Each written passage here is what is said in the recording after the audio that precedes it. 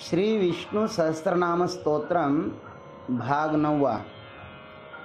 ओम त्र्यंबकं यजामहे सुगंधिं पुष्टिवर्धनम् उर्वारुकमिव बन्धनान् मृत्युर्मुक्षीयमामृतात्।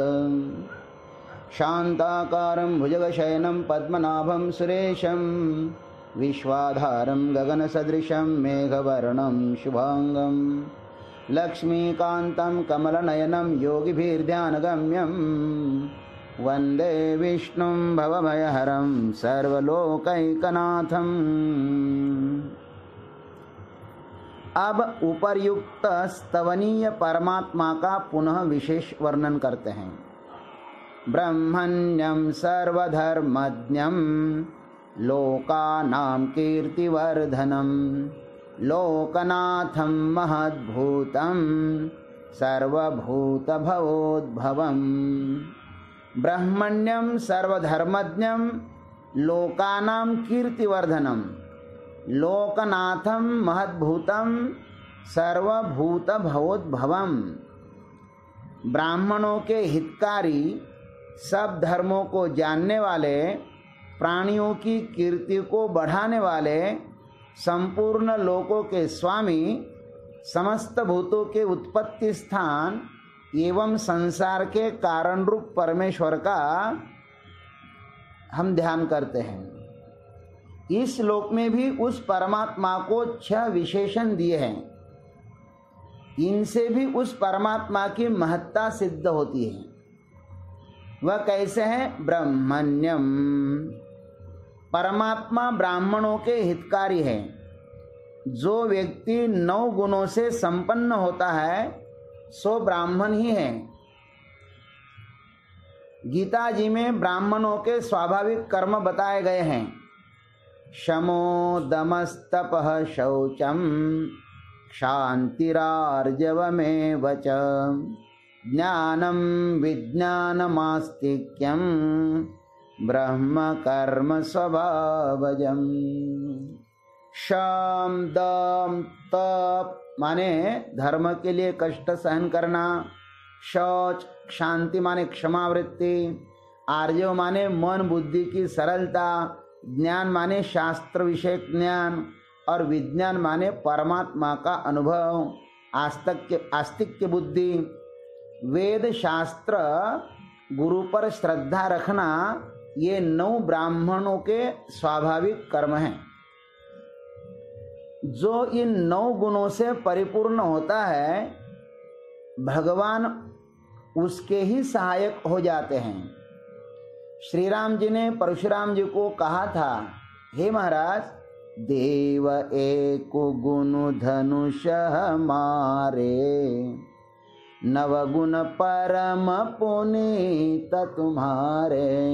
हे ब्राह्मण देवता, आप हमसे श्रेष्ठ हैं। हमारे पास 1 धागे वाला जनेऊ है और आपके पास ये 9 धागे वाला जनेऊ है, इसलिए हम आपसे कभी बड़े हो ही नहीं सकते। अब सर्वधर्मज्ञम, इस पर विचार करते हैं। परमात्मा सब धर्मों को यथार्थ जानने वाला है। वेदों में सभी धर्मों का वर्णन है और परमात्मा वेदविद है।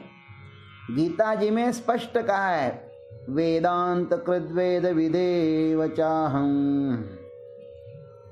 संसार में जितनी सारी जड़ चेतन सृष्टि है, उन सभी के धर्मों को वह अच्छी तरह से जानता है। मिर्ची का गुणधर्म क्या है, गन्ने का गुणधर्म क्या है, गाय का गुणधर्म क्या है, हाथी का क्या है, चींटी का क्या है, मनुष्य का क्या है, देवताओं का गुणधर्म क्या है, इसे परमात्मा अच्छी तरह से जानता है, क्योंकि उनके अंतर्बाह्य वही व्याप्त है। इसलिए उसको सर्वधर्मज्ञम ऐसा कहा है। अब कहते हैं लोकानाम कीर्तिवर्धनम। परमात्मा ही प्राणियों की कीर्ति को बढ़ाने वाला होता है। भगवान ने गीता जी में स्पष्ट कहा है कि यद्यत् विभूतिमत्सत्वं श्रीमदुर्जितमेव वा तत्तदेवावगच्छत्वं मम तेजोंश संभवम्। अध्याय 10 41वां श्लोक। जो जो ऐश्वर्य युक्त, कांति युक्त और शक्ति युक्त वस्तु है उसको तू मेरे ही तेज के अंश से उत्पन्न हुई जान। यह समस्त संसार परमात्मा की आज्ञा से ही चल रहा है। उसने हमें जो पात्र दिया है उसके अनुसार हमें वर्तन करना है।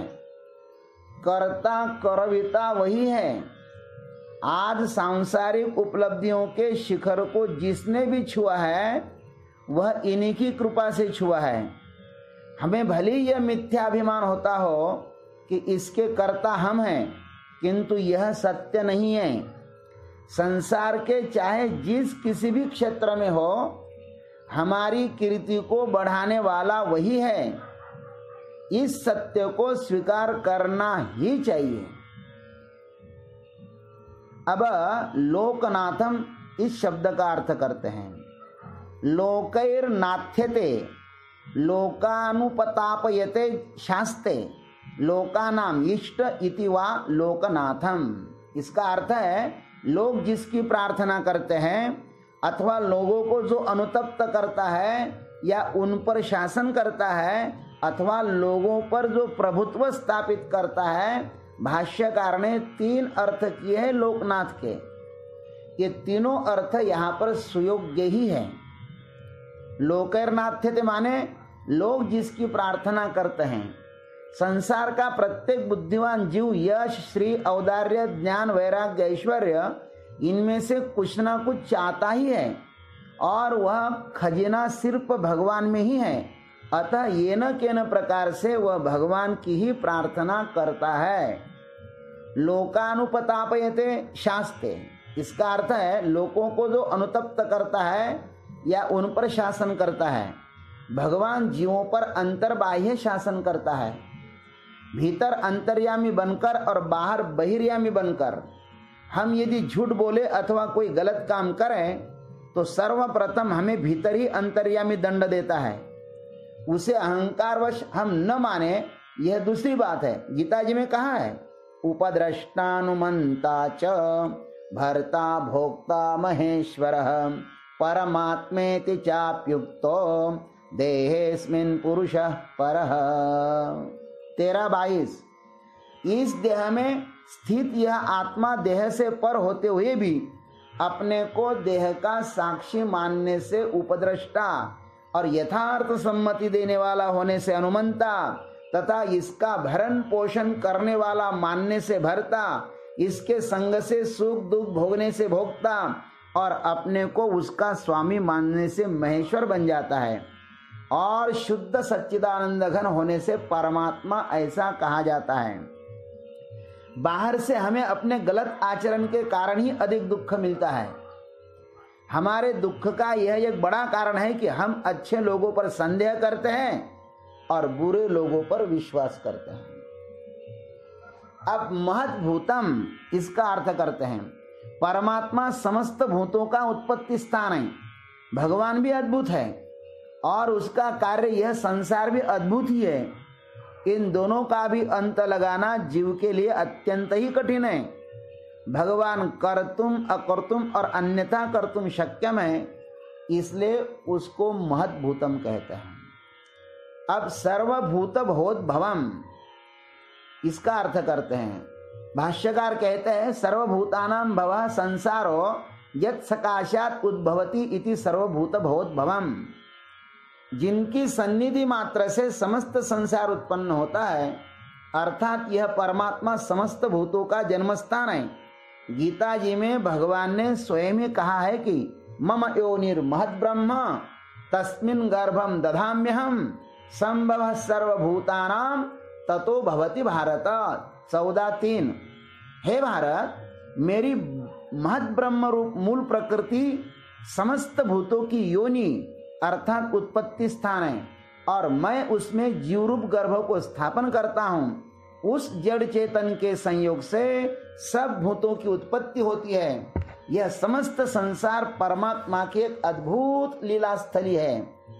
वही इसे बनाता है, वही इसका श्रृंगार करता है और अंत में वही इसको समाप्त भी करता है। यह इस श्लोक का संक्षिप्त अर्थ है। अब 8वां श्लोक कल बताएंगे। ओम तत्सत।